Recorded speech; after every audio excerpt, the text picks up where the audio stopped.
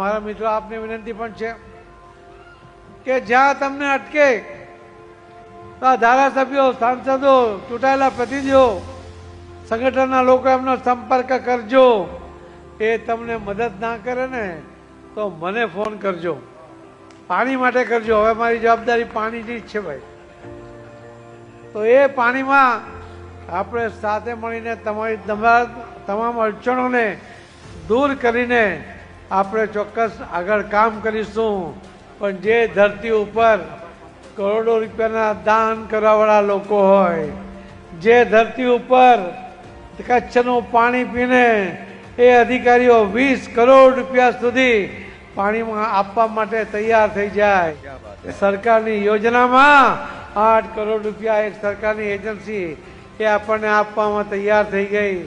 એક બેને પણ આપણને એમના સરકારી ખાતામાંથી 1.25 કે 2 કરોડ રૂપિયા એ આપવાનું વચન આપ્યું. અને સિરમોર એવા દામજીભાઈ એન્કરવાળાના ફેમિલી તરફથી 50 કરોડ રૂપિયા એ જ્યાં જમા થતા હોય ત્યાં પૈસા માટે કામ અટકશે નહીં.